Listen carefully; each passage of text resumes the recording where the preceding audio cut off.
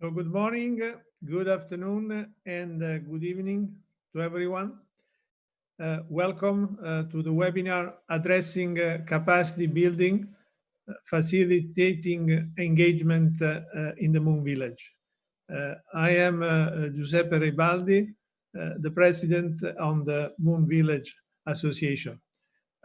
This webinar is organized together with the Cyprus Space Exploration Organization and in cooperation with the other organization that you will see and they will be introduced later, which is United Nations Outer Space Office, as well as Space Generation Advisory Council. So let me start the webinar by a short introduction about the Moon Village Association. The Moon Village Association is a non-governmental organization which has been registered in Vienna in 2017 with the goal to foster the implementation of the Moon Village, meaning the Moon Village as the concept for cooperation and basically for the exploration of the moon. The association is a member of the International Astronautical Federation and observer in the United Nations COPOS. It is a forum platform to advance peace and cooperation in the moon exploration and settlement involving all the stakeholders which are concerned, which is industry, government, space agency, international organization, NGO, and very important, the public. And that's why we're having a series of webinars like the one of today. The association is also a catalyst to stimulate a virtuous cycle of the investment for development of the lunar ecosystem. The association, it is composed of individuals, and we are pleased to say that we have reached 47 countries which are included in our association at the moment, as well from institutions because of the nature of the multi-stakeholder. So the organization has made several initiatives, and in particular, I would like to briefly inform you that the association has released last week a very important contribution to the basic implementation of the Moon Village by publishing the best practices for sustainable lunar activity. Those best practices are aiming to establish a common level playing field for lunar activity. Those are basically best practice that all space agencies in the world should be able to support, and this will reduce the risk of possible accident of lunar mission going very close to each other. So it is a not legally binding document, and it will evolve as the circumstances will develop. So today, I like to talk about, we are going to talk about capacity building, which has an important role in the element number 3, which is sharing benefits, because for sharing benefit, you need to engage as many countries as possible. And so it is very important to try to foster cooperation in education and training as a first step for the developing country to get engaged in the Moon Village activity. The benefit sharing together with the long-term sustainability are also addressing the capacity building.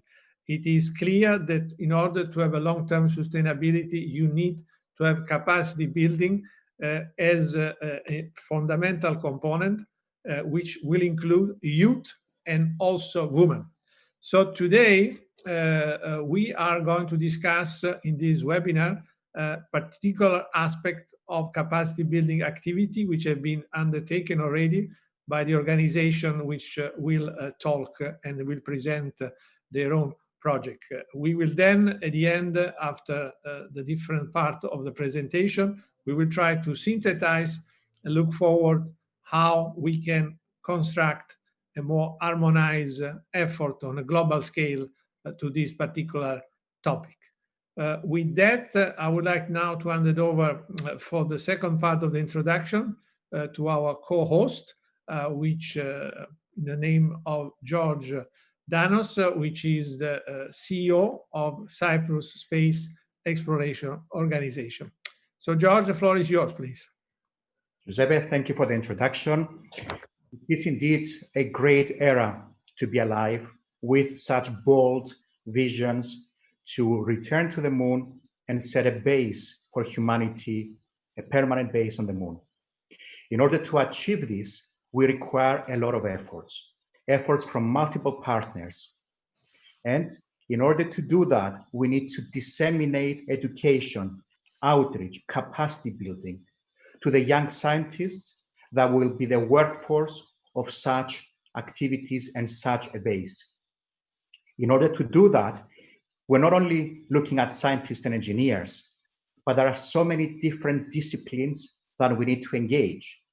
Let's think builders, people that are going to be cleaning the facility. So it's not just science and engineering. So to get it right, we have our esteemed guests today, and we will discuss how we will develop this workforce so that we can achieve the bold vision of a moon village and a base on the surface of the moon. With that, thank you, and back to you, Giuseppe. Okay, thank you, George, for this introduction. And so we are going to move swiftly through the program.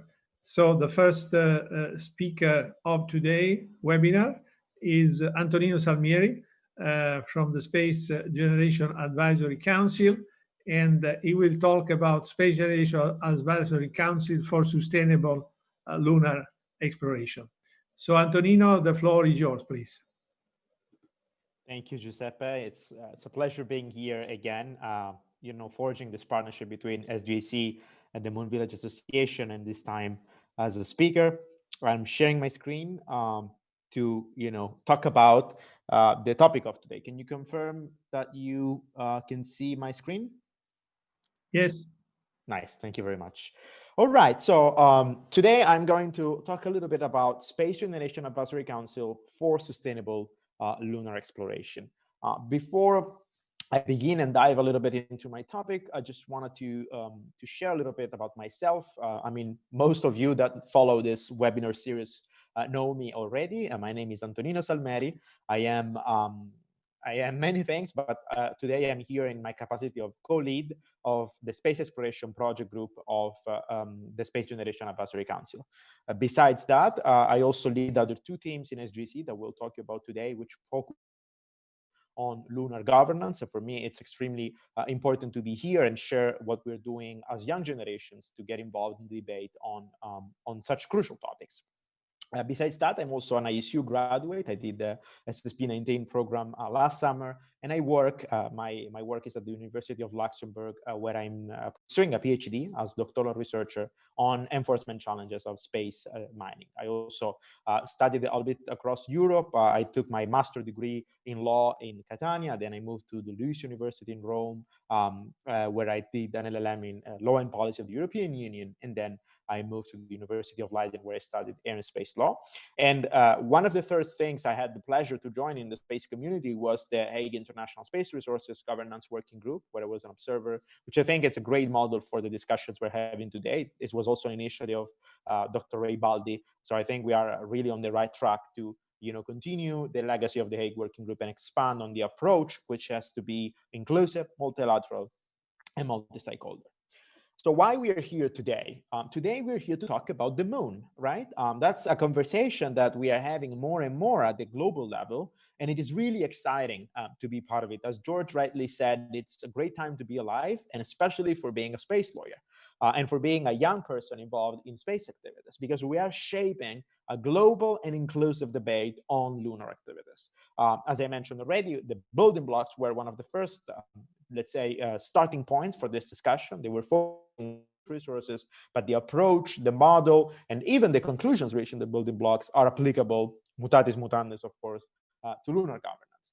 And then this year there was also released another document called the Vancouver Recommendations on Space Mining, having the perspective of technical institution like the Outer Space Institute, and providing a different approach and an integrated approach, I would say, space mining, again applicable to lunar governance. Then last month, Open Lunar Foundation, which is an international institution based in the United States, released some lunar resources policy recommendations based on a series of events organized by, the Open Lunar Foundation, called Moon Dialogues, which are still going on. Very good summary of what the situation is, and very much focused on the moon. And then, of course, we have the best practices for sustainable lunar activities, which are the product that NVA is currently distributing as a shared result with the rest of the world after many comments received, many improves to the principles and which are now called best practices, also under the leadership of Professor Mark Sandel,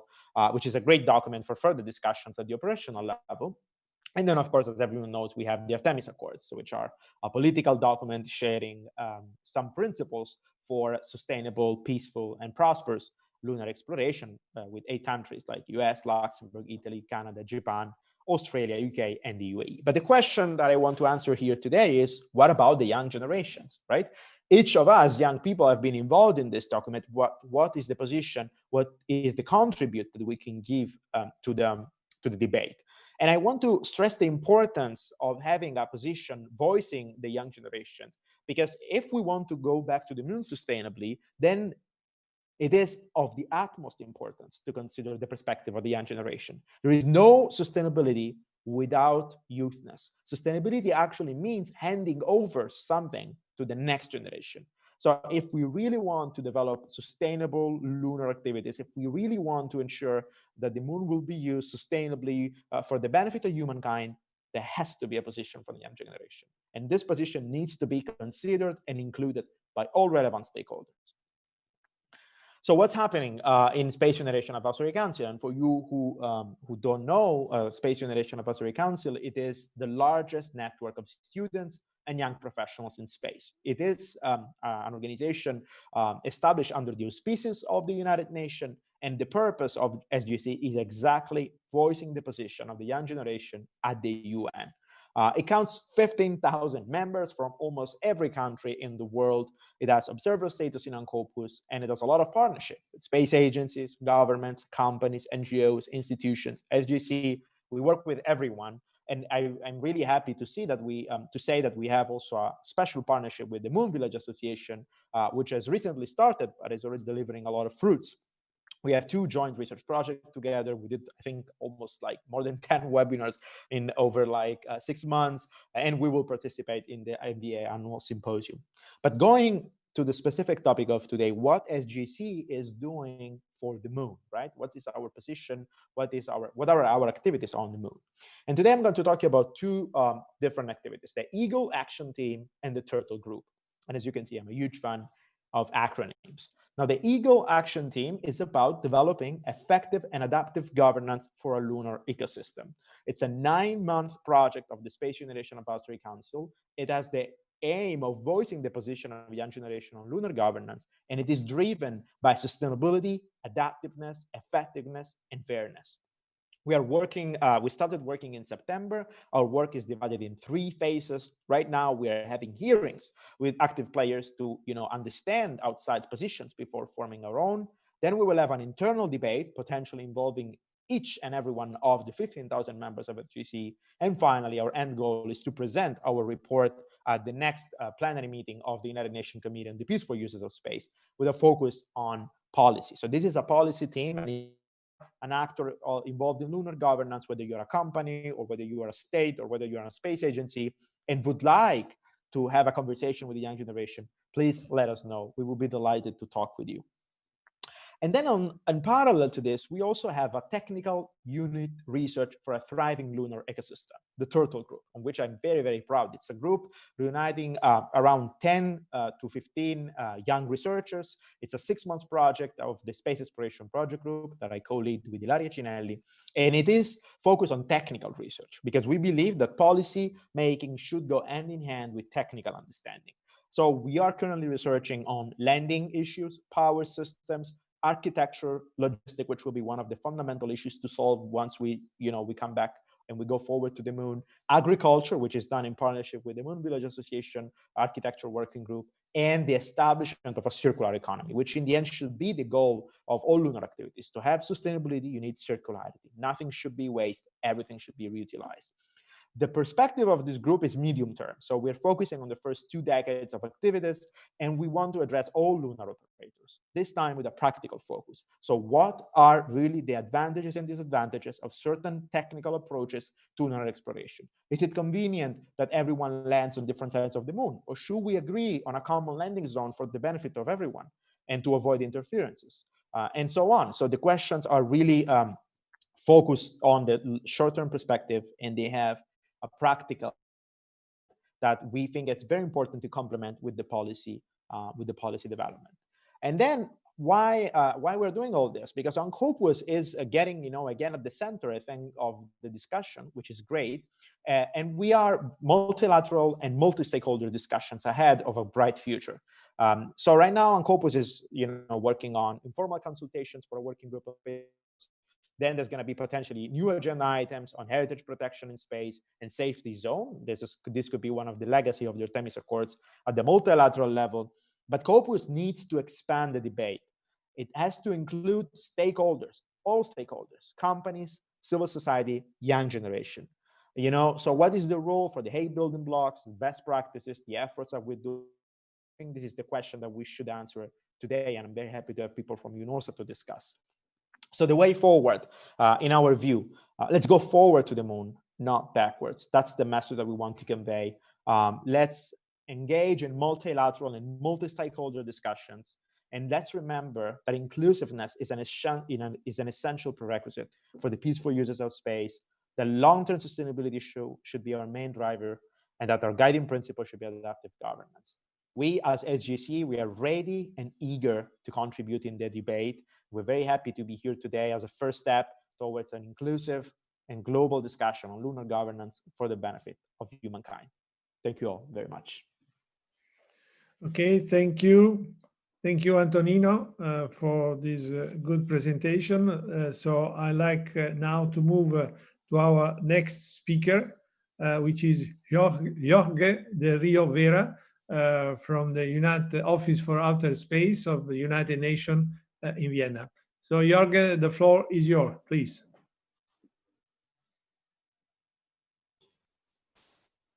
Thank you very much. Thank you, Giuseppe, and George for the invitation, for being here. Thank you for everybody that is attending this webinar. It's really a great opportunity for me to be here. I'm Jorge del Rio, as I was introduced. I work in the Office for Outer Space Affairs as a scientific affairs officer on space technology. I might not be the best person to answer questions on legal affairs, but will do my best. Okay, I'm going to present you, because the topic of today is about capacity building. So I want to introduce you to some of the activities that are being done in the office to foster capacity building, to actually try to bridge what we call the space divide, which is the gap between nations that have space capabilities and those that don't have space capabilities. And the Access to Space for All program is a program to actually bridge that divide. But first of all, probably for some of you is new to hear about the office. So let me start with the office and why we are basically having this webinar here. So first, why is space exploration important? I mean, there are other pressing topics that are pressing mankind these days, but space exploration is a matter of survivability, along with other pressing issues that we have today. But it is clear that if humankind wants to survive for the next 1,000 years, as Stephen Hawking was saying, we have to spread into space. And the moon is a starting point to actually spread into space. It's the base that can help us to continue exploring the solar system and beyond. What is the Office for Outer Space Affairs doing on that? Well, in the Office for Outer Space Affairs, and here you have a picture of the people that is working there. We are not so many. And we are working to promote international cooperation. International cooperation is at the heart of the United Nations and also at the heart of the work of the Office. International cooperation for what? For the peaceful exploration of outer space. It's not only that. We are also strengthening the use of space science and technology for achieving sustainable development. It can be sustainable development on Earth, but as Antonino was mentioning before, I mean, there could be sustainability principles applicable to the moon. And we are also promoting international cooperation a lot. What you have in your screen is how the office is split into sections. I'm working in the space application section, which is basically in charge of bridging that divide for what concerns space technologies, data, and applications. We have a section that is dealing with the committee policy and legal affairs. That is the one that is the secretariat, is acting as the secretariat of the Committee on the Peaceful Use of Outer Space that have been mentioned several times here today. And that committee is a committee of the United Nations, which means members are member states of the United Nations, which means countries. There are observers members that, I mean, can be international organizations and international NGOs, for instance. But the members are countries, and they are the ones that are discussing on peaceful uses of outer space and how to improve and to enhance the access to space that we have today. We have another section that is called UNSPIDER, which is the space-based information platform for disaster management and emergency response. And that is basically utilizing space for disaster management and emergency response and helping countries to utilize that technology for that purpose.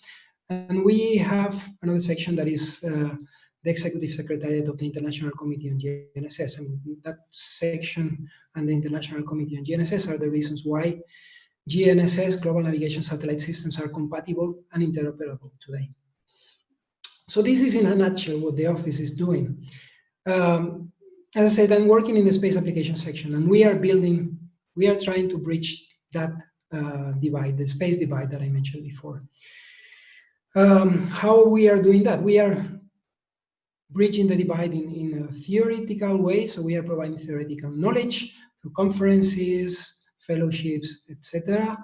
We have also a practical approach to capacity building through the program that I'm going to describe further, but we also have other programs that have a practical edge. And we are also providing advisory services to countries, to member states, which are the ones that the United Nations are serving. So, what's so important about capacity building? Well, capacity building is crucial not only for space, but for Earth. And space capacity building can actually help building the skills that we need on Earth and in space. Probably you have learned and you know about the Sustainable Development Goals. The 17 Sustainable Development Goals are part of the 2030 Agenda for Sustainable Development. And one of the goals that countries are striving to achieve by 2030 are quality education.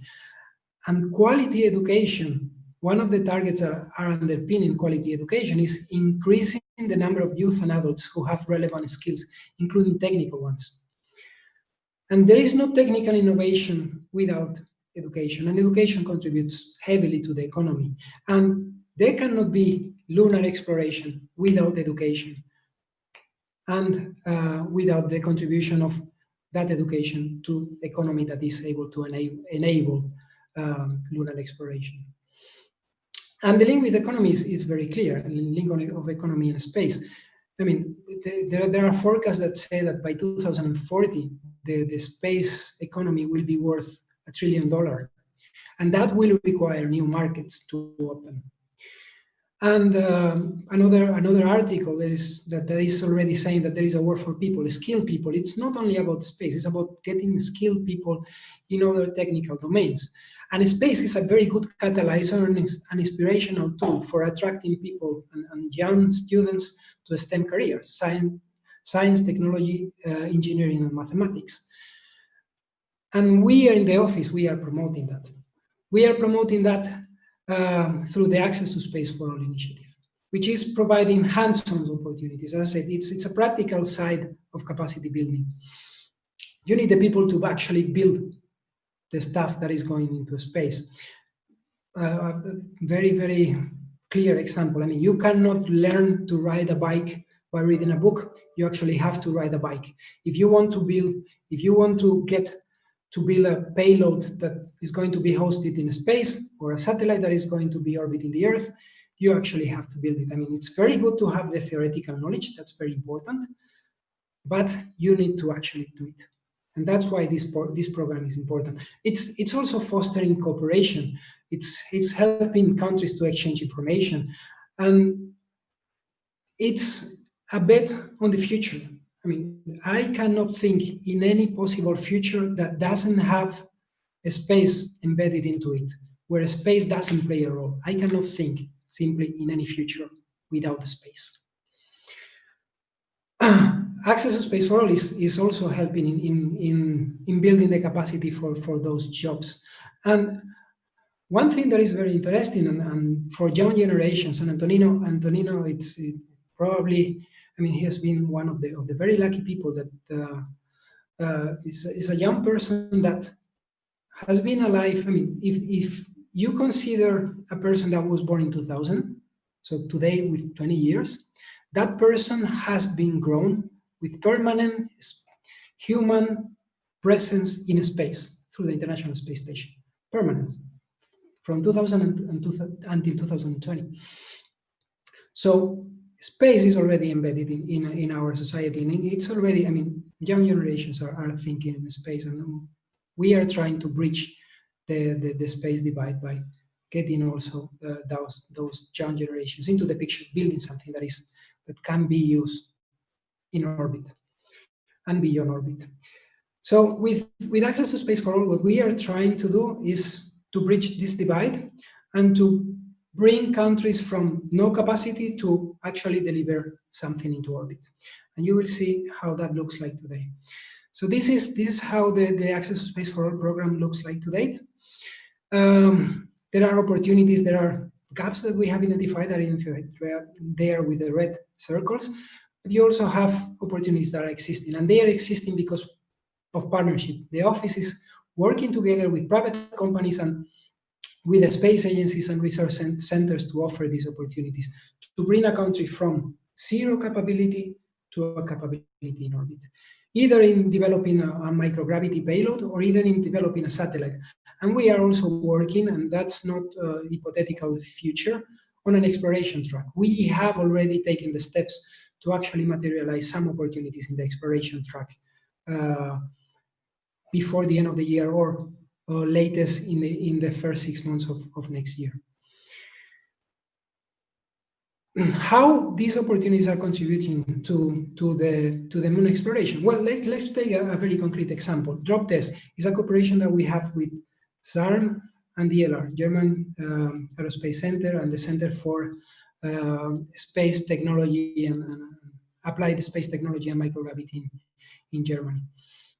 This is a team that won the Drop Test opportunity this year, and this team is what they are trying to do is to build a extruder to work for a 3D printer to work in space, using a very novel approach that was not tested before. There have been 3D printers in space already, but the technique that they are trying to develop is a new one that might be useful for when we are having a settlement in the moon.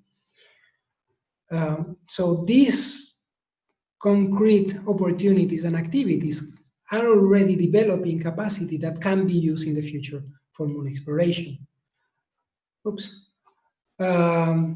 Also, we have another opportunity together with JAXA, the Japan Aerospace Exploration Agency, to put CubeSats in orbit. But the same CubeSat that we are putting today in orbit around the Earth can be put in orbit around the moon in the future. So the skill set that are needed are similar.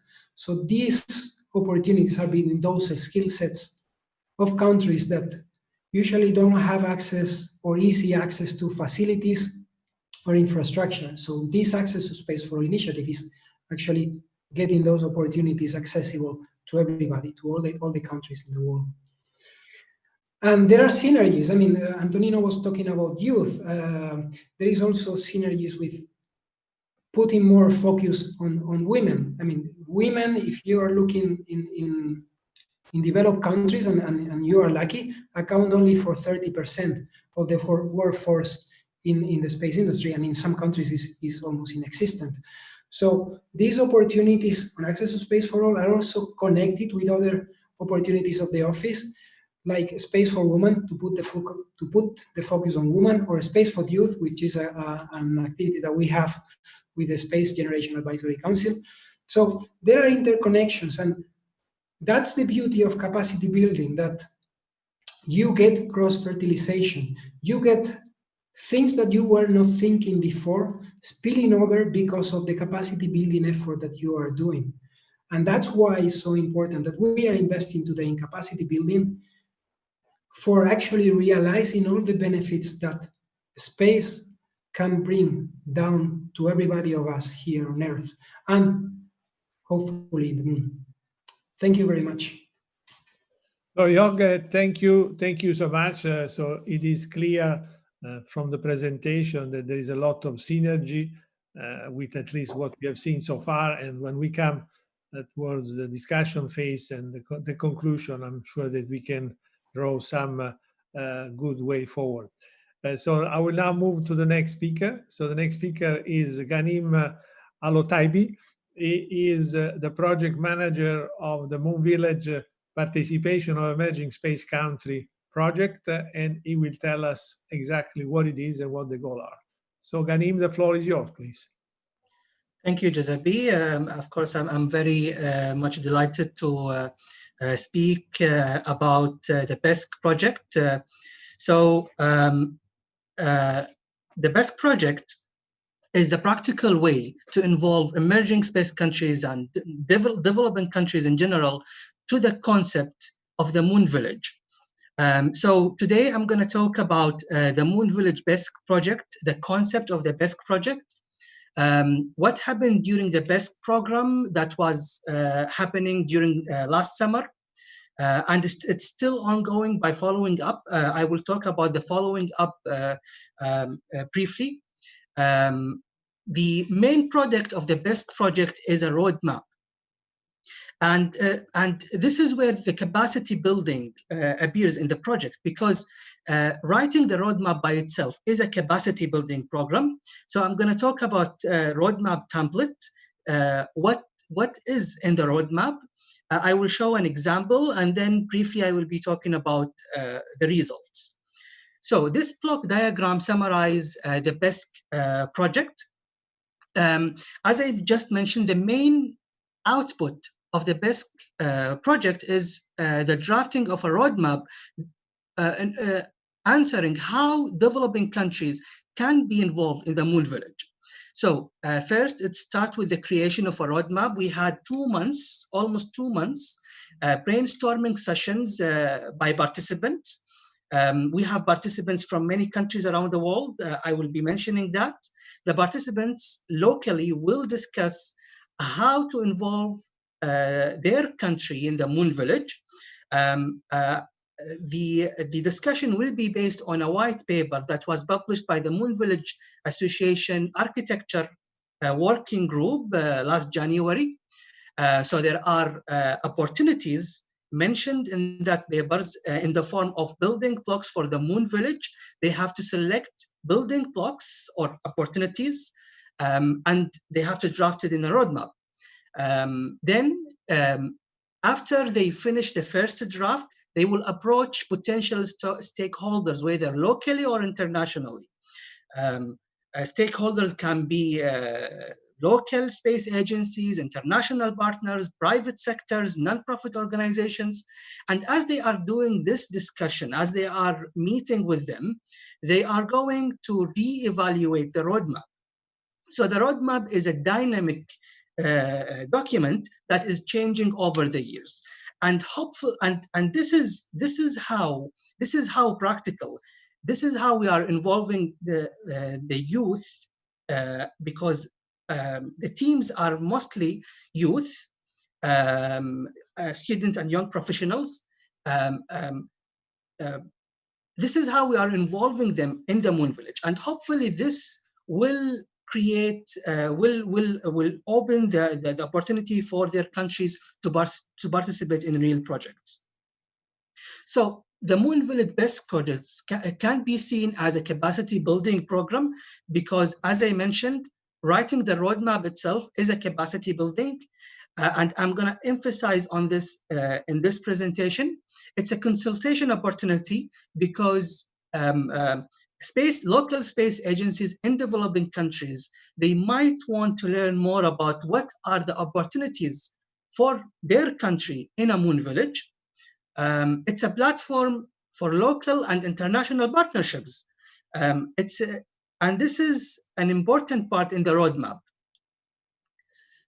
So we opened the call last June, and we had many applications. We accepted 13 countries. As you can see in this map, we had 13 countries participating in drafting the roadmap. Kuwait, the starting point, which was involved in the project 1 year before. So in 2019, we had the project happening in Kuwait as a pilot project. It's not shown here in the map. So, but in total, we have 14 countries participating in this project. And that's a good start for the PESC project. During the PESC project, during last summer, we have created, of course, a program in which we will be sharing reading documents and supporting documents for the participating teams in order for them to be able to draft the roadmaps. So it's the first document was PESC guide, where we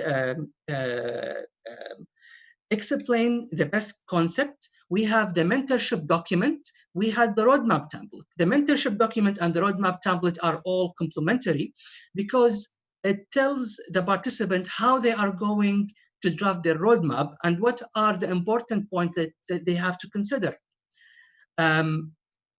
The roadmap template was drafted based on the Moon Village Architecture Working Group white paper that was published last January and modified last June.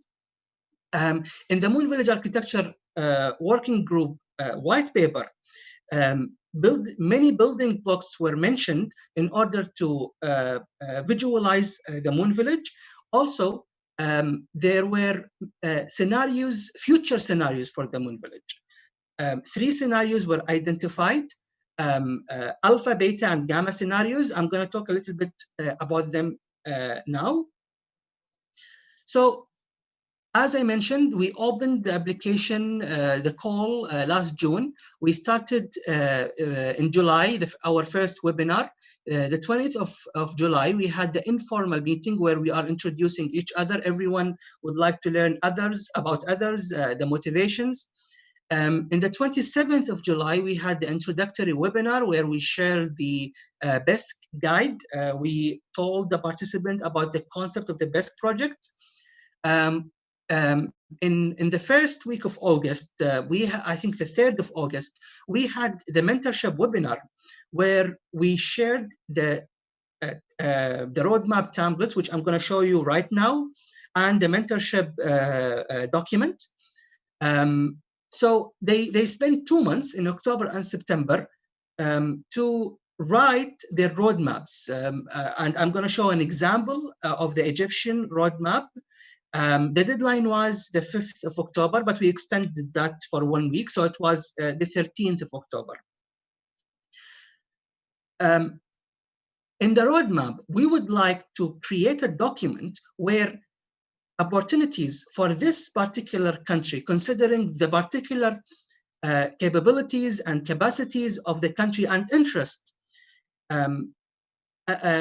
for the Moon Village, opportunities for the Moon Village. We based our roadmap in the white paper. So the building blocks mentioned in the white paper represent the opportunities. Participating teams will have to go through the white paper and understand the many building blocks mentioned and try to link those building blocks to their country. So the process, this process by itself is a capacity building. This discussion by itself is a capacity building. And as mentioned just now, working, of course, reading is important, but working in parallel to readings is the idea of capacity building. They have to mention why they selected those particular building blocks, or in other words, opportunities, why they are compatible with their country's interest and capabilities. And if any, what are the gaps that are those opportunities are bridging. And very important is to mention what are practical steps that have to be taken to achieve the roadmap or to achieve the several opportunities mentioned in the roadmap. I'm going to show an example now from the Egyptian roadmap that was submitted about 2 weeks ago.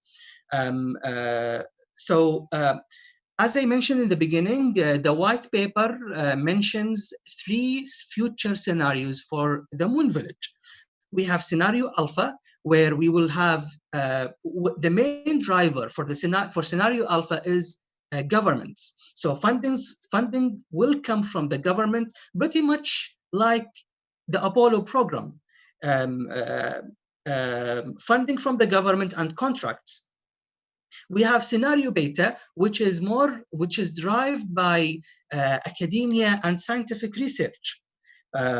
We have scenario gamma, which is more about business and funding from business. Of course, the main argument is that the Moon Village will be a mixture between those 3 scenarios. This was published by the white paper.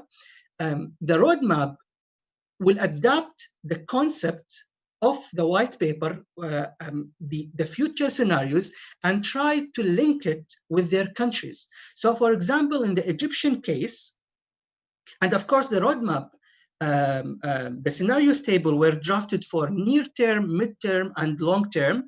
As you can see in this slide, I'm showing the coming 10 years, which is the near term. The near term here, I would like to start with the what. CubeSat technology demonstration of lunar orbital capabilities. So they want to have lunar orbitals based on CubeSat technology. The reason why they selected this opportunity because Egypt has already built a capability in microsatellites and nanosatellites, in particular high resolution cameras. So they want to utilize an already existing capability for an opportunity in the Moon Village. Of course, in the roadmap, they have to mention who are the potential partners. As they mentioned, local partners, Egypt Space Agency, for example, some governmental institute like the Ministry of Higher Education and Scientific Research. They mentioned international partners, for example, the United Nations Office of Outer Space Affairs and NASA Artemis project. So those are the potential stakeholders that they are going to discuss with their projects. There is also a mention for the why and the where, the location. Zone 6, again, the white paper mentions 6 different zones for the Moon Village, and why Zone 6 is Earth orbit. This table, this is a second table where it shows the midterm from 2031 to 2050. And in the midterm, the Egyptian roadmap shows that they want to have an orbital operation around the moon now. So they had the technology demonstration in the first 10 years, in the last 10 years.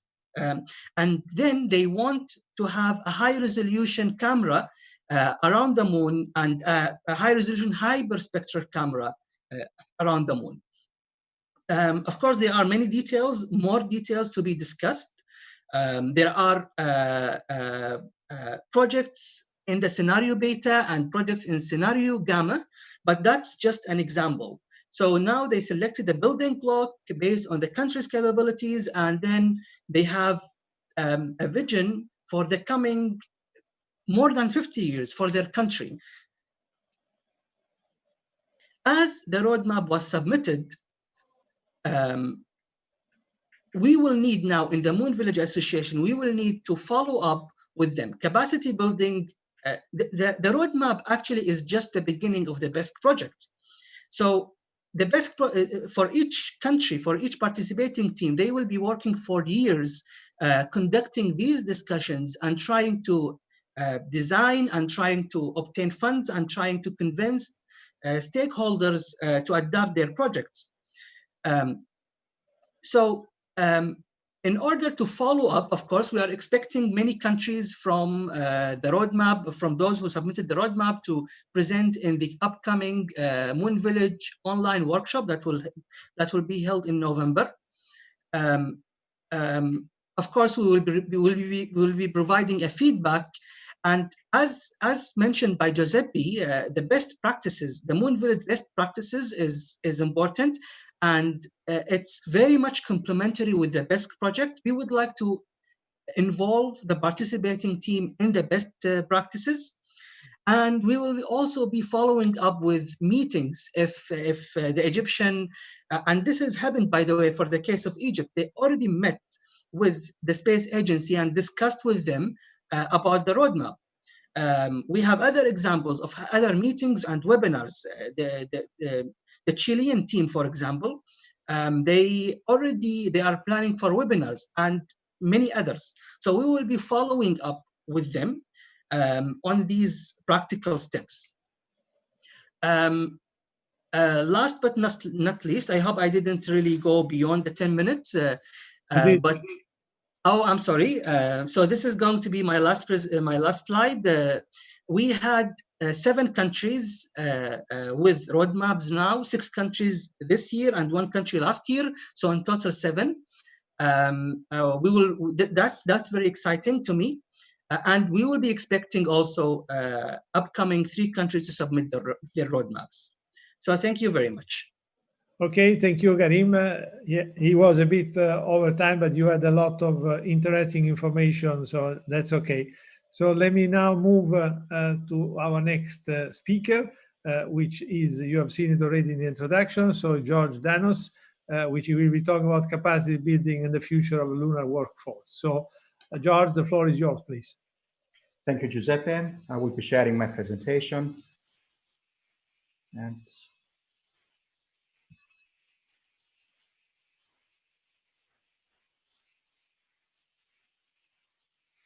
okay. So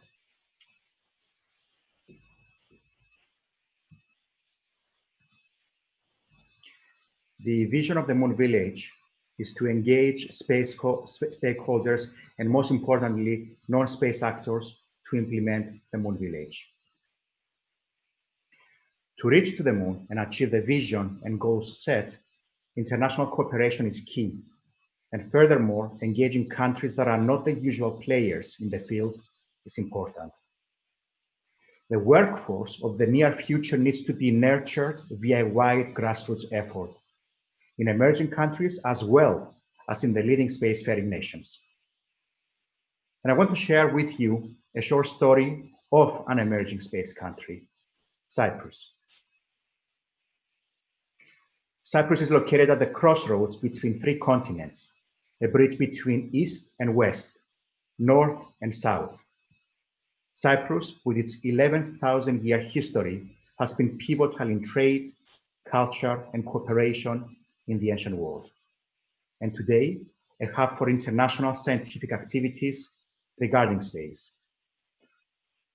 Cyprus may be known to many for this, but its true talent is really this: its intellectual capital, with the highest percentage of university graduates in Europe. CSEO, with its mission, worked towards a brighter future, choosing and building on the right path to prosperity. We focused on the youth, building the next generation of scientists via outreach and education, stimulating innovation, disseminating competitions with our partners, such competitions of the European Space Agency, NASA, the European Commission, for all ages, from the very young to university graduates and industry experts. And the results started to come in. In 2015, our team Arachnovia received the first prize from NASA. And they were invited to visit NASA Kennedy Space Center for a space launch. And again, in 2017, our team Nesfold becomes a global winner at NASA. In 2018, we brought challenges to our youth relating to the Moon Village. And to our pleasant surprise, 2 Cypriot 14-year-olds won the first prize with their concept on human factors for a future moon base. And through all of these successes, we even had NASA's chief scientist coming to Cyprus and mentoring our teams. And all these stories were made into a documentary screened around the world.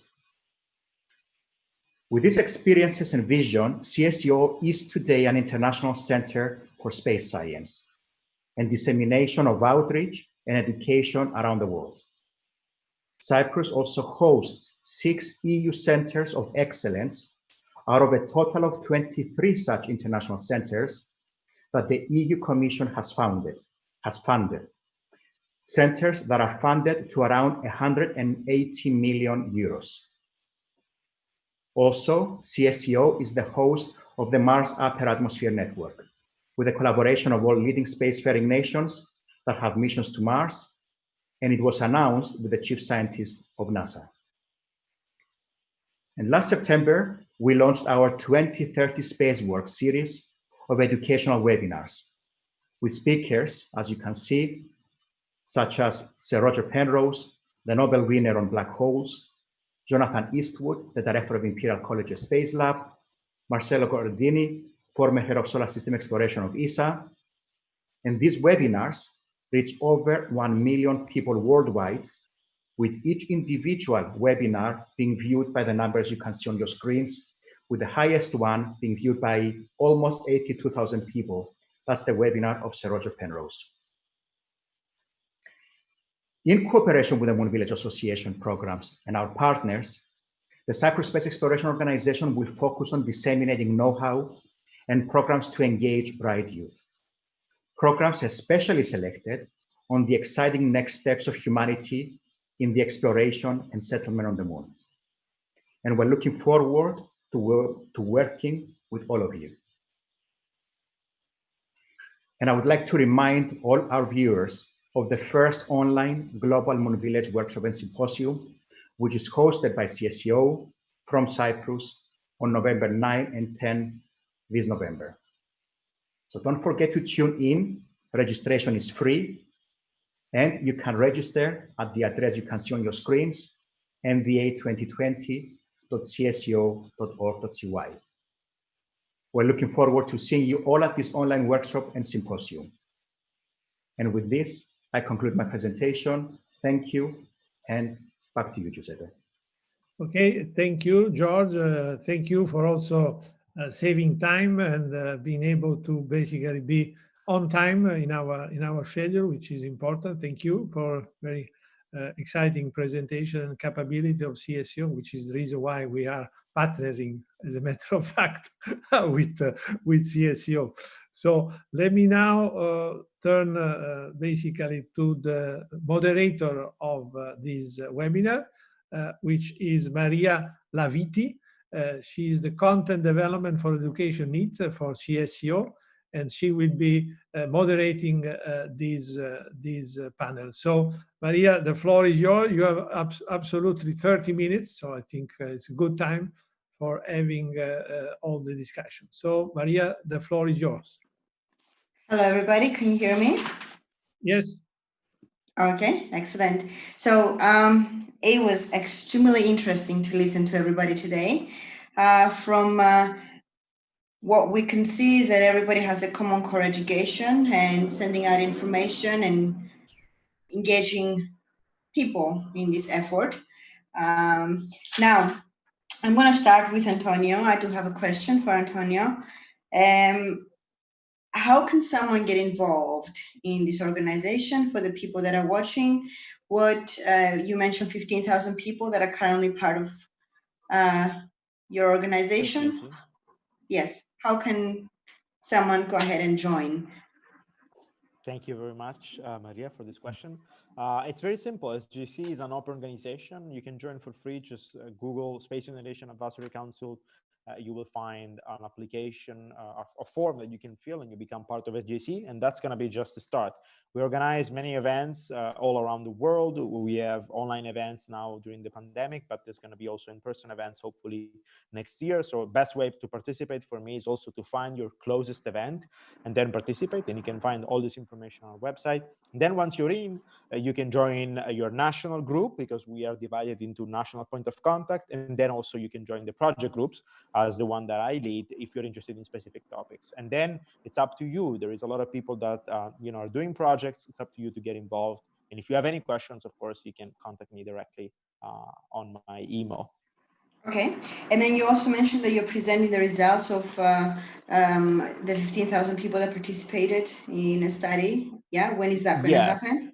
So hopefully we will present the conclusions of the EAGLE action team on lunar governance next year at the plenary session of the United Nations Committee on the Peaceful Uses of Space, where we will show, as a matter of fact, that capacity building means inclusiveness and means taking into account the perspective of other actors, especially minorities and young generations. And we will also have some interventions at the legal subcommittee for sure, and the policy and the technical subcommittee of COPUS, and then other events like this one, the MBA symposium in November, which we will be very happy to join. So stay tuned. We will try to be as inclusive as possible. Excellent. Now, one question that I will possibly ask from everybody at this point, so everybody else can prepare, and you're the first one. Going forward, what is the primary need of your organization? What is the one thing that you need to achieve first in order for everything else to fall together? That's a very difficult question, and yes, I'll try to answer on the top of my head. But I think the first thing that comes to mind is really establishing an inclusive and open debate.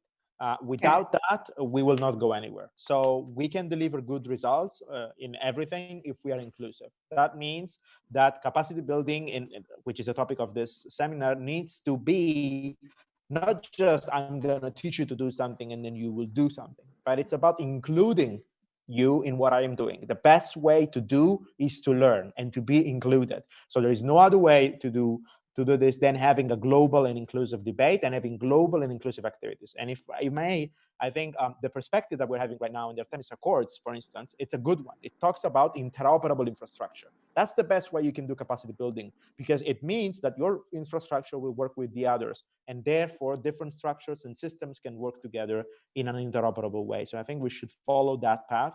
And as SGC, our primary focus is to get involved into these initiatives, to ensure that the perspective of the young generation is taken into account and that we can contribute. Because as George showed, 14-year-old students, they won the first prize. So young generations have a lot to say. They can contribute a lot. The best way to do that is inclusiveness. Okay, thank you very much. And I do agree. Now we have here comment for George Thanos. Well done. Excited to have you moved to Cyprus recently. Okay, that's good. Let's see here. Okay, so moving on. I would like to ask the same question to Ghanim. Hi, Ghanim.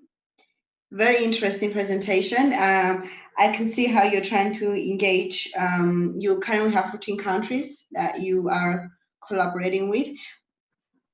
One question that maybe the public might have, or I'm not sure, is how do you vet the countries? How did these 14 countries ended up in your project? So we opened a call last June where we wanted to have, of course, we have a criteria for selection. We would like to see that the teams with the majority of young professionals and students. So we accept, of course, we accept teams with more expert members, but we are focusing on the youth and young professional. We would like to see a connection with the space agencies, and we would like to see that their backgrounds actually matches the challenge of drafting a roadmap. So last year we opened a call, and we will be opening a call next year for other teams to participate as well. Okay, excellent. And same question that I had for Antonio, going forward, what are your, I guess, your primary need at this point? What would it be to help you? Yeah. The primary need is following up with the teams that submitted the roadmap. I found that young professionals from developing countries needs motivation as well as inspiration. There is no better motivation and inspiration than having one of the opportunities or the project mentioned in their roadmap to be implemented. In the following up program that we will be conducting for the coming years, we will be trying to help and support those participants to implement their projects. So that's the most important thing. Yeah, I do agree, motivation. And also, something that, I noticed from the education system in general, there's not much in there's not much in primary education to get people motivated and to just kind of get the spark going so they can start thinking about this before, because most people get introduced at this point to space and sciences later. Wouldn't you agree? Yes, I agree. Drafting the roadmap was difficult. It was a challenge for the participating teams, especially that they have day jobs and they are also busy with other applications. So keeping them motivational and inspired is extremely important for the past and the future. Okay, thank you very much. Now, Jorge, hello. Hello. Hello. Okay, so your presentation was quite easy to follow. United Nations is a very important organization. Now, you mentioned women, and are there any open calls for women and anything that promotes women currently to join this effort? So we have currently a running project that is called Space for Women. There is no reference to it. And it's basically a network of mentors for women that wants to pursue space-related careers. Okay, if someone wants to pursue, what kind of background they need to have in order to qualify for your mentors to go ahead and create a relationship? I mean, it's basically just interest. I mean, the whole information is in the website. So we don't want to basically with anybody.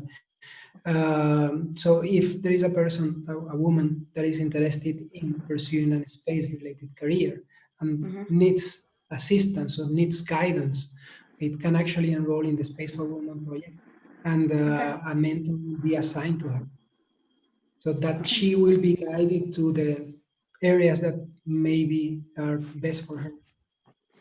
Okay. Excellent. Okay, so there is, like I said, there is a common core of education across everybody that spoke today. And between the organizations, there is obviously a lot of synergy. Now, Mr. Danos, going forward, what are the needs of the CSEO? And what is the primary goal going forward, like in the next year? Yes, I would say our concentration is right now in continuing the dissemination of activities that are stimulating innovation and education in order to build the next generation of scientists. So these webinars we have launched in September, we will continue building upon these successes and working with our partners to understand the needs, the right activities, so that we can engage these young scientists in the correct manner in order.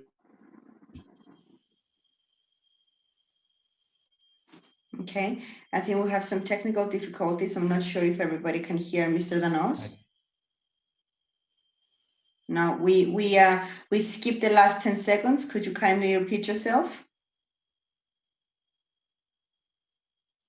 There's a technical difficulty. Yes, I think that the internet was slightly. Yes. Yes.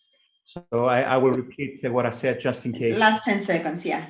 Yes. I was saying that we need to listen to our partners. We need to listen to the youth.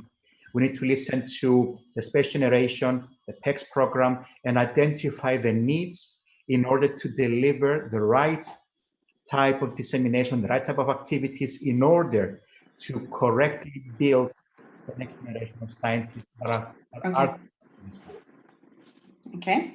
And for Giuseppe, hello. This is just a general question. The biggest obstacle currently for everybody to overcome in order to proceed to the project. What would you say is the biggest obstacle? You're on mute currently. Can you kindly unmute yourself? Yes, sorry. The main obstacle is the fact that very often people like to do things on their own. Okay. So there is the not invented here syndrome, which is unfortunately very common around the globe. So that's why actually we created the Moon Village Association to act as a platform so that people which are doing similar activity could be made aware of what you're doing. And for instance, today webinar is a clear example where everybody can see different organizations making different activity, which are pretty much synthetic, but let's say complementary to each other. Yes. So I think this is a good example. So the main challenge is to try to get the people to join the same goal, and then to be able to coordinate and complement each other. And in particular for the capacity building, the aim of this webinar, as I said in my introduction, is exactly this, to stimulate discussion. There's a lot of organization out there. I hope that CSEO network will able to reach the thousands of people as George is indicating. So this hopefully will indicate to a number of other organizations what we are doing, so that maybe they can also make themselves available to cooperate. We need to go to the moon together. It is a must. It's not an option. It is too important for one single country to take the responsibility. So it's the job and the main goal of the Moon Village Association to try to create synergy. And this is what I consider the biggest challenge. Okay, yeah. I completely agree with you. Now, is there a central point of reference that all these organizations should be registering under if they're working on anything space related? Because there's many organizations around the world doing their own projects. Would it be it would be effective if there was a centralized point of reference, correct? Well, that is the goal. We created this organization, the Moon Village, because there was none which was focused on the moon, which was multi-stakeholder. So anybody that wants to participate in anything relating to the moon registers under your project. Well, that's why we have also individual, as I said in the introduction, and organization. We have several universities, and with many organizations, we have memorandum of understanding. So that's another way to cooperate. We have memorandum of understanding with space agency. We have already signed a few. We have also memorandum of understanding with the Space Generation Advisory Council and many others. We might have in the future also, maybe why not with UNOSA. So we have trying to establish also permanent link so that the people can rely and not just have one-off specific project, but it can be a continuity with a long-term vision. Excellent. Thank you very much. I do have a question here for Mr. Danos regarding the symposium that is going to be happening soon in November. What are the goals that you have? What are you trying to achieve during the symposium, Mr. Danos? I would say that on the basis of what Giuseppe said earlier on, that to get to the moon, it is a matter of cooperation between all the countries. is too important to be something that only a few participate. So an effort that the Moon Village has worked on is to have the space agencies to adhere to a set of standards. And I'm sure that Giuseppe could further elaborate on that. These are called the principles. So what we hope is that we can actually see space agencies and space actors to agree that when we go to the moon, we can go in cooperation. And something, excuse me, something that I said in our previous webinar with the MVA is that at the moment, humanity has to get it right. The Earth is hammered with human activity, overexploitation. So going to the moon and getting some of the resources that are so valuable for the survival of humanity has to be done concertedly and in an international cooperation between all the nations. And the MVA has been very, very active in achieving that. Thank you very much. Okay, for now, these are the questions that we had in place, that we had people ask. Are there any questions that I might be missing? No? Okay. Well, anything that any one of you would like to add at this point? I think if I may, I think this is what I was going to say later, but let me say now, as I said, we have today seen a clear example of many synergy. And by the way, the United Nations, and maybe that is something which I can ask, if I may, to Jorge, he can explain the fact that there are also centers, basically, of United Nations disseminated in different continents, which are aiming to also increase the presence in different parts of the world, which are mainly focusing on applications, space applications. So maybe Jorge can explain a little bit, because he had no time probably to do that, since we have, can explain to us all the different centers around the world, what is their goal, because that is obviously something which at the moment they are focusing on space application, rightfully so, because this is what the main need of the developing country are. But of course, looking forward and looking to the PESC, and so the creation of synergy, the logical thing will be to add exploration track,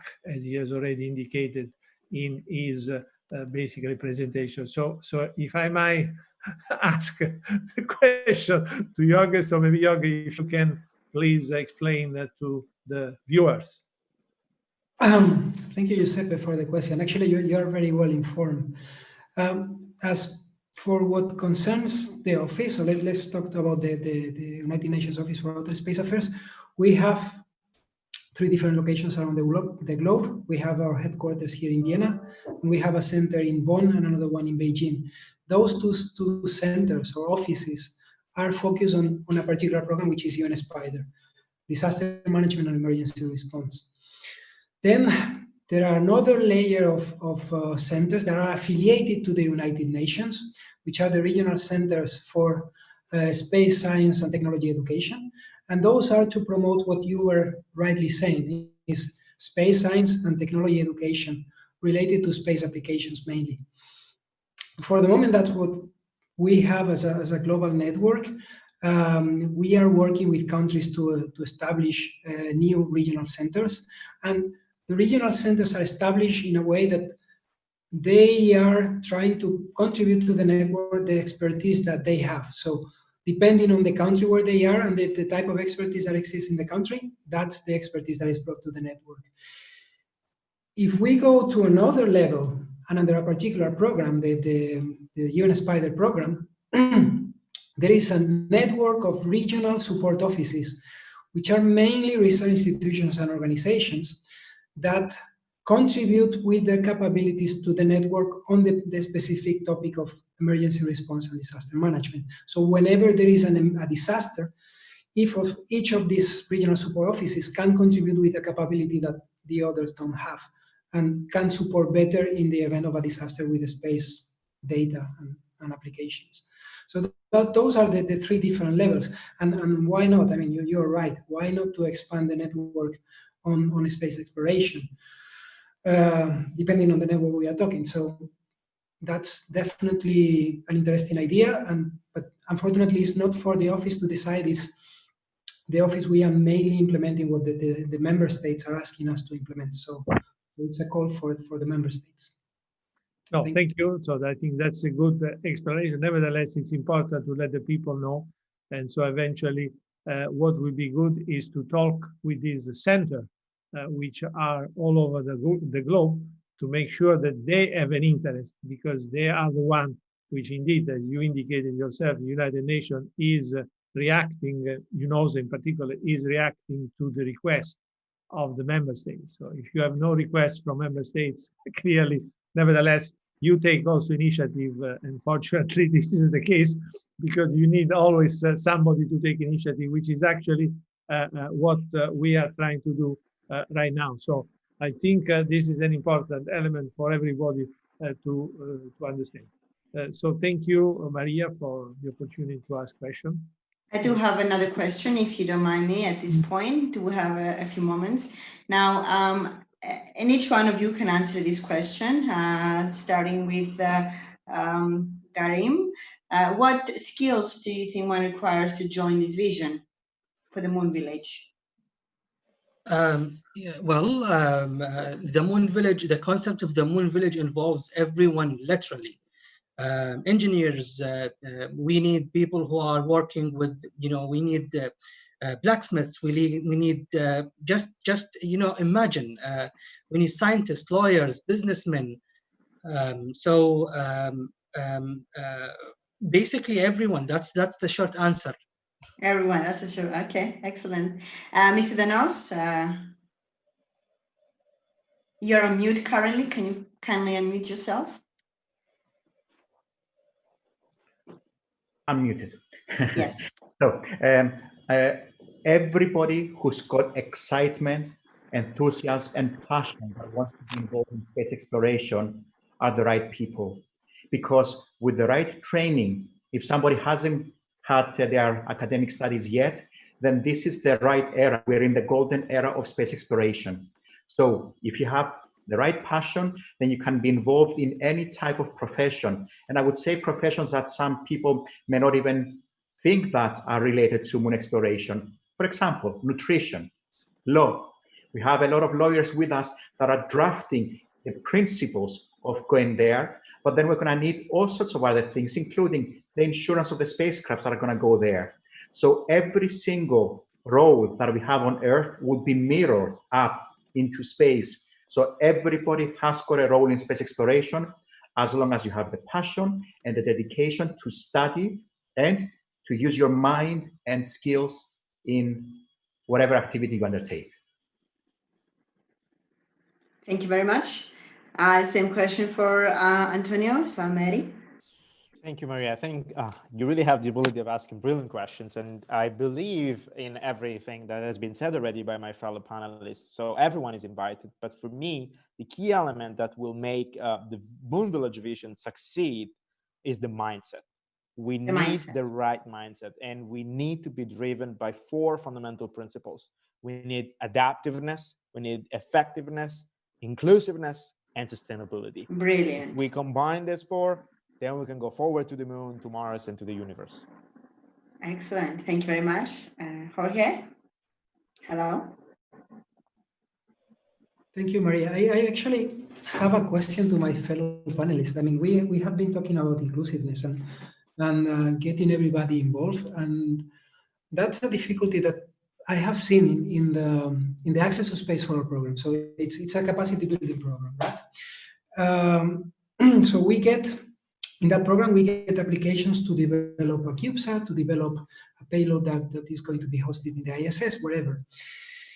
What we have seen, and we are trying to change that, is a disconnect between the institution that is actually working on that activity, on that payload, and the rest of the country. So, and we are trying to correct that. Tomorrow we are having a webinar on actually how to raise awareness about the projects that are in Access to Space for All. So I would like to ask you, because you guys have different projects, how are you making sure that the institution that is applying to your project or is participating in a roadmap, it's spilling over to the rest of the society. How is that working for you? Maria, if I may take the answer there. Go ahead. So maybe I can speak also related to the PESC project. I think the PESC project has exactly this as a goal. So as Jorge said, there can be individuals or university which propose an experiment.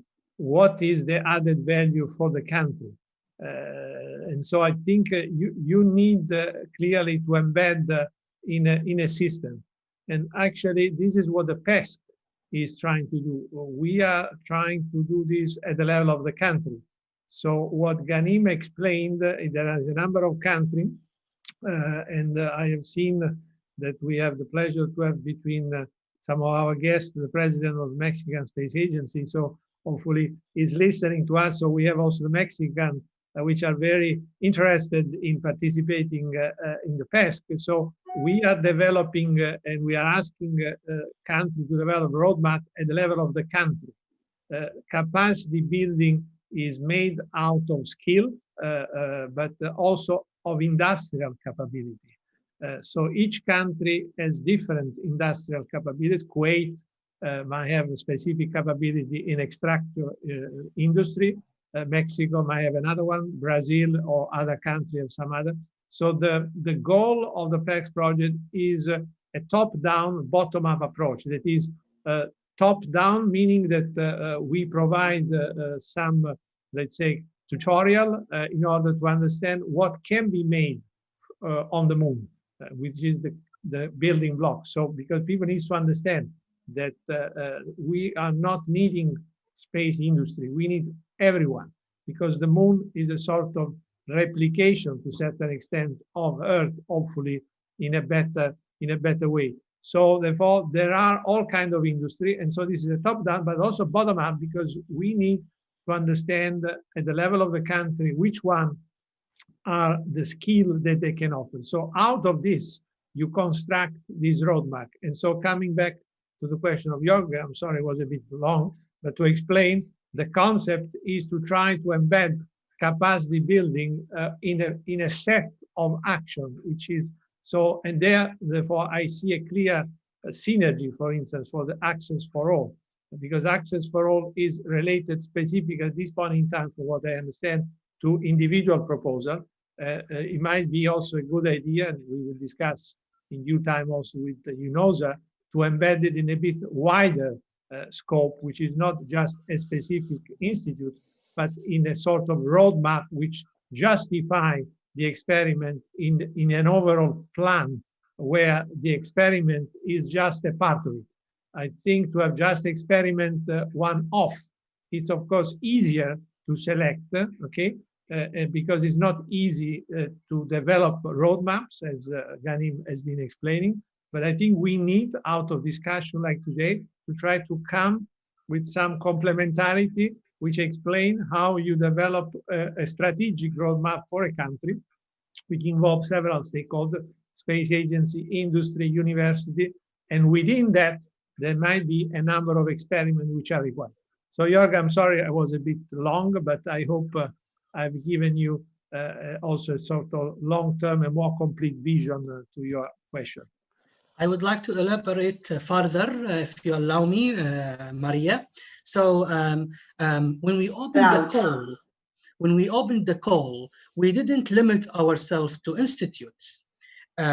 We also called for independent groups, group of volunteers, really. In the case of many countries, many developing countries, they don't have space programs. So the United Nations office, of course, will never be able to reach them.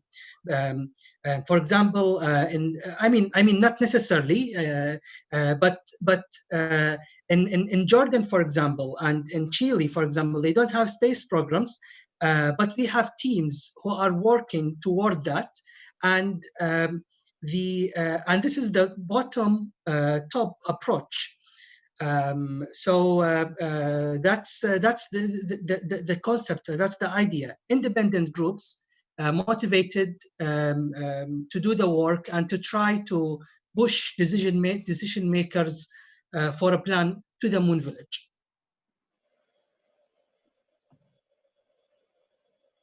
Anyone else would like to answer the question, Antonio? Maria, if I may. Yes, you may. And then I have one question that just came in. So go ahead.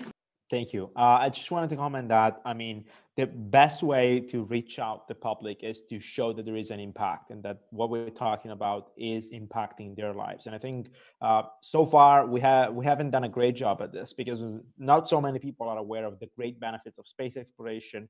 We need to be more inclusive in the conversations we have. We need to reach out this, and the best way to do that is in education. So we need to really have an extensive, let's say, outreach program that goes into the schools, goes into the high schools and the universities, and show the young generations that space is there, space is exciting, that, as you already mentioned, for instance, Jorge, we are living in a world where the last 2 decades had people living in outer space and humans living in outer space. Not many people are aware of that. We have to do a better job on this. I think that's going to be crucial for the way forward. And for the moon, especially, you know, the moon is going to be already a very exciting product to present. So we just need to actually make the effort and present it to the people. I'm sure they will follow. Thank you very much. Okay, so I do have a question here that just came in from Andreas, and this is for Mr. Danos. Obviously, you've shared a lot of information about Cyprus and a lot of achievements we've seen recently. Now, what role would Cyprus have in capacity building is a question here. I believe it wasn't addressed previously. And if I may connect your question to the previous question that Jorge asked, I would say that everybody answered the question of Jorge very, very well. And there isn't much for me to add other than to simply summarize that to spread the dissemination out to everybody so that they get involved in space exploration, you have to start from the schools at a very early age. That's what we call grassroots. And then you need to continue into universities, into the industry, just like Giuseppe said. And then you have to make sure that even at the industrial level, and even when you have successes within the country, all this needs to be out there in the media so that you drive more people to be involved. But to come to your question, I would say that Cyprus, as a newly emerged country, has had the experience of trying to enthuse our young people in trying to go from almost a zero level to a level that we have seen that has driven the society. Therefore, the experiences that we have had is something that we can actually share, but also the location of Cyprus between the neighboring countries, and we have lots of countries that will be joining from Africa as emerging countries. We're a bridge between Africa and Europe, the developed countries and the emerging countries.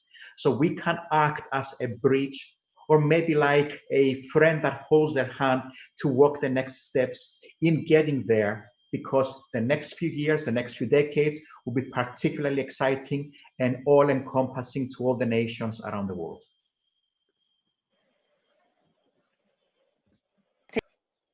Thank you very much. Yes, I was on mute. Okay, I think this is the time that we have here today. And I would like to thank everybody, Giuseppe, Yanim, Antonio, Jorge, Mr. Danos, George. Anybody else would like to add anything else before we end this session? I think I will make the conclusion. So if you have completed your part, then I will take it over. Thank you very much. Yes, go ahead. Okay, so thank you, Maria, for the good roundtable discussion. And I've seen that there is a number of questions which have come in. So I will first start. There was a question which didn't get answered about whether we're working in trying to facilitate a global agreement. This has been discussed at the beginning when we mentioned the initiative of the best practice for sustainable lunar activity. So I think I encourage the people to look at this on the website. We had a press release, and any question you can welcome to reach us. So now coming to the conclusion, I would like to thank, first of all, CSEO, Cyprus Space Exploration Organization, for the cooperation in broadcasting this and being partnering with us. Of course, I'd like to thank the speakers, including, of course, the moderator, Maria. I would like to thank the participant as well as Glafki Antonio, which is our management support, which is organized that. So I think it is an exciting time. Is of yesterday when you all have seen the news that NASA has announced that water might be present not only at the pole, but even on the surface. So I think this basically confirmed that the Moon Village Association is on the right track. The moon is a very high priority for all the world, and trying to create synergy like we have been trying to do today and create cooperation between all countries of the world, it's an important element. The Artemis program, it's a very important program led by the United States, but there is many other stakeholders around the world, including developing countries, which they need to be involved, they can be involved, and through the webinar of today, we have tried to explain that this is possible, it can be done. So again, I like to thank, you have seen that there has been a lot of innovative idea about the different projects, so I'm pretty sure that this will follow up. Just as a concluding remark, during the meeting, which George has already indicated on the 9 and 10, I like to indicate that that we have a session 3 precisely dedicated to this, which is called Capacity Building for Space Developing Country and Engaging the Youth, which it is going to be similar to what we have today, but hopefully with a follow-up discussion with maybe some synergetic proposal from what we have seen. And I invite, just to conclude, other organizations which are listening to reach out if they want to be involved. We will try to define a strategic plan out of all the different activities of the partners. So with that, I would like to thank you all again, and we are only 1 minute late. So thank you to everyone, and I wish you a nice evening to everybody. Thank you. Have a good day, evening. Bye-bye. Thanks, Giuseppe. Bye, everyone.